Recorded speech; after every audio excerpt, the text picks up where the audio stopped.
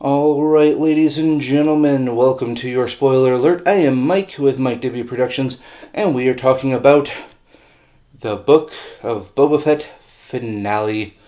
Yes, we are finally there, and yes, it was not a complete dumpster fire.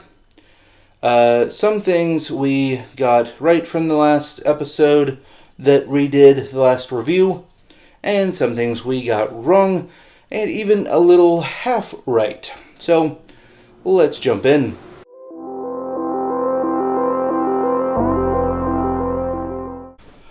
Alright, so we start off with the whole group, kind of a recap of what was going on.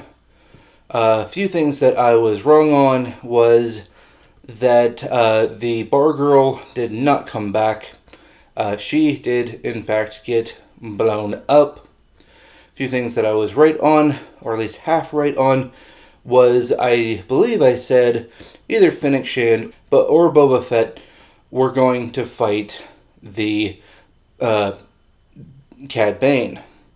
So, yes, I wanted it to be Fennec Shand because of the history, but we do find out that Boba Fett actually has a history with Cad Bane. Maybe if there is a season 2, we will jump more into that storyline. And this is your spoiler warning, you've already been warned, Boba Fett kills Cad Bane. He is saved by his armor. He does actually get shot a couple of times, which is kind of funny. We know that the sheriff was shot in the last episode, and we will get to that at the end of the video.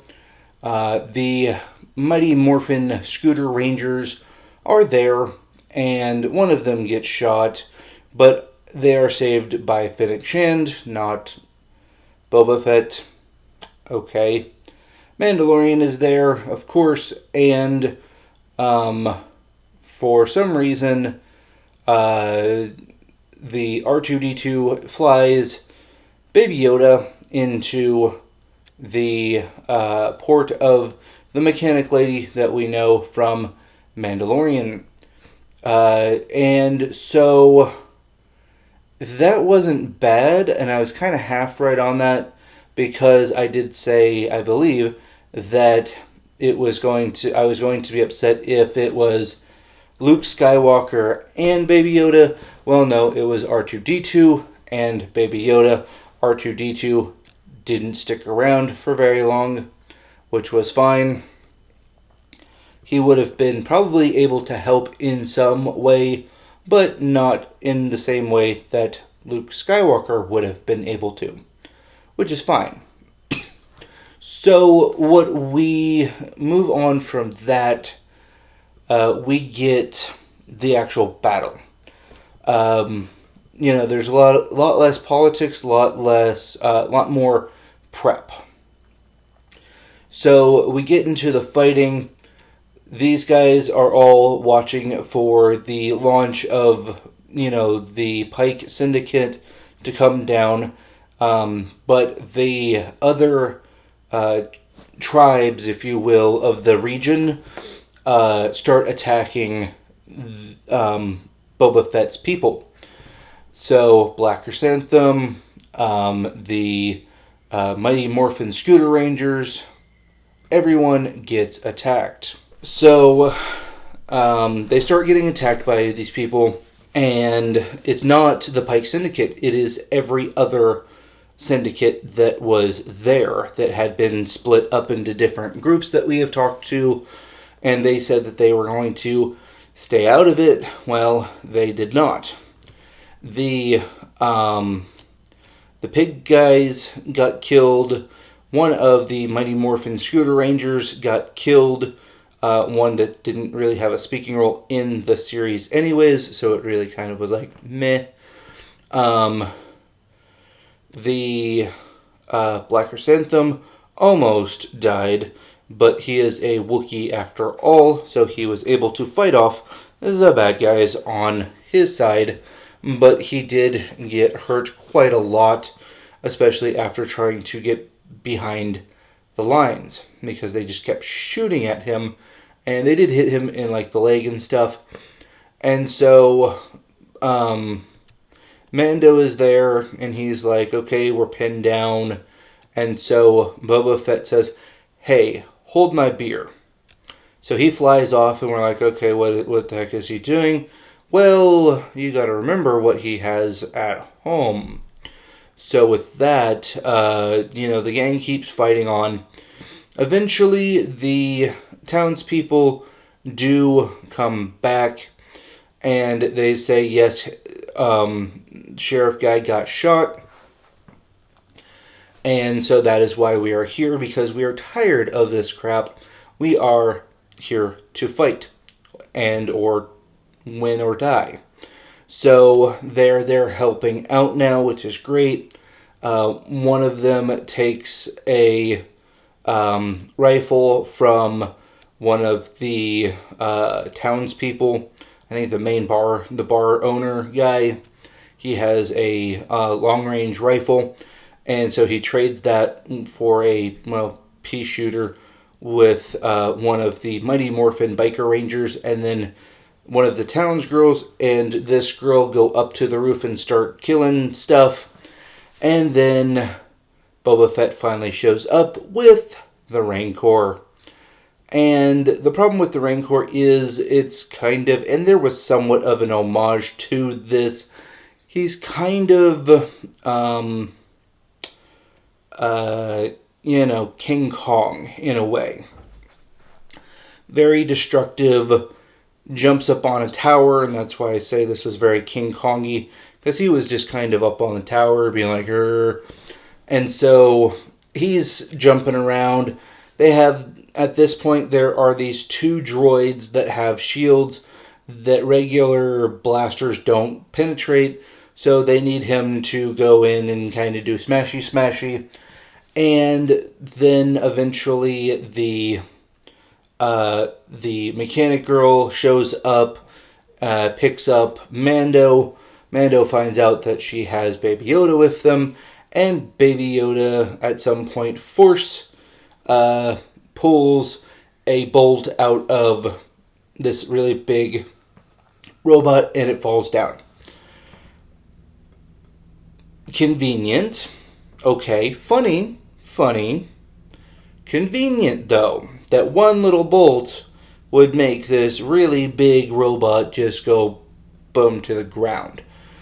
I did understand that you would need something as big as a Rancor or something as powerful as a Jedi, which, Grogu is technically a Jedi, to defeat those kind of big mech robots with a big force field around them.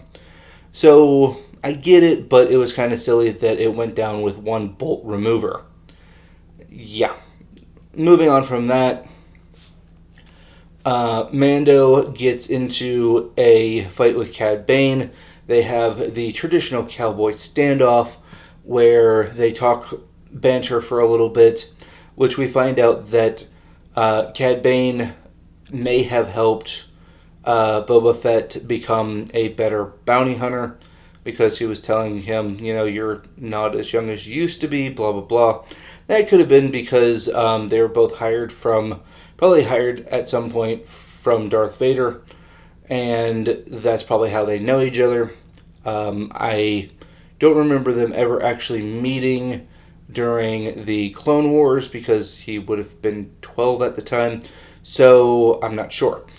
Moving on from that, though, he does end up killing Cad Bane, but he does take a few blaster bolts to the body. And so, yeah. They do end up killing all of the robots, and Fennec Shand, for some reason instead of Boba Fett, goes in and kills off all of our bad guys. It is not the girl from Solo, it is just the Pike leader, the mayor, and some of the tribal leaders from the area. She goes in, shoots a bunch of them, hangs the mayor guy, kills off everybody. Okay, cool.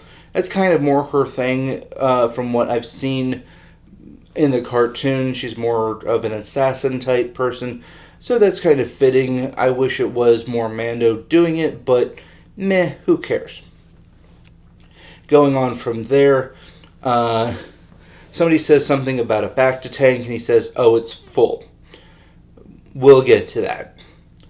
It's being used, but we'll get back to that. I believe Black Chrysanthem, Mando and not Mando, Boba Fett and Fennec Shand are walking through the city, and they meet up with the Mighty Morphin Scooter Rangers and Black Chrysanthem. They throw Black Chrysanthem a fruit, and they're like, "Well, why does he get fruit and we don't?" And he's like, "Well, if you want it, ask him for a piece." And he's like, "Nah, never mind." Which I thought was funny, mind you. And he's like, "Oh, you're going to need to go into the back to tank for all those bruises." And he's like, "It's occupied right now." So we get that. I thought that it was going to be, Black Chrysanthem was going to be using it. Maybe a reference to that. Because he did say, "Oh, you're going to need a back to time." But, he did say that it was being used. So that he basically says, "I don't want to be the leader of this area anymore. You guys, the Mighty Morphin Scooter Rangers, are more equipped to taking on that challenge," even though they're a bunch of kids who keep getting killed. Yeah. So that's fine. We get to the credits. The credits roll, and of course there is a end credit where we do see our favorite sheriff in the bacta tank. So he is in the bacta tank at the Hutt Palace, being fixed up, and standing next to him, you see the back of his head at first, is our droid mech cyborg doctor. So we assume that he's going to pull a Fennec Shand on our favorite sheriff and make him into some kind of hybrid. Which I don't mind, because I do like Oliphant as that character, and I do not wish that character to die, and I was kind of upset when he did die, but it's a part of the show.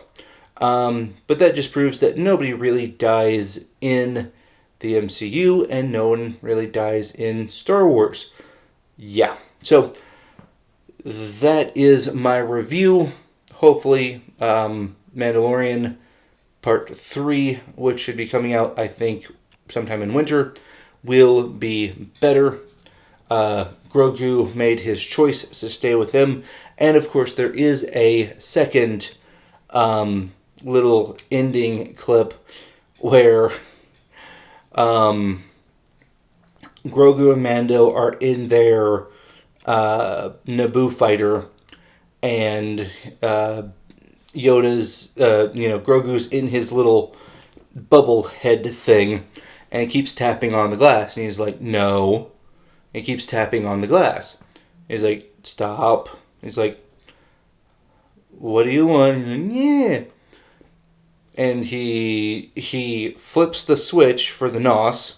He's like, "Okay, kid, we'll do it one time." And they flip, and they go off into space at super speed. And so that ends the series. Overall, was it a good series? No. To be honest, it was one of the weakest series in Star Wars. Mandalorian really upped its game, and this did not keep to par with that. For being the book of Boba Fett actually did very little in the series, which was a letdown. Yeah. So, it was more of a setup for, oh hey, we're making these other series and these other shows that we're going to get in about 2-3 years. Okay. Maybe a year, because I know, Ahsoka series is supposed to come out sometime within the next year or two. but it's just annoying that the one guy that we came to see that the show was named after really did very little until this episode, and even in this episode, he did very little. So, yeah. There was a mention of, with Cad Bane, that said that he was getting soft, and he's like, yeah, that comes with age. And I'm like, no, it doesn't. So, with that being said, guys, hopefully you liked this review. If you do, go ahead and give it a thumbs up.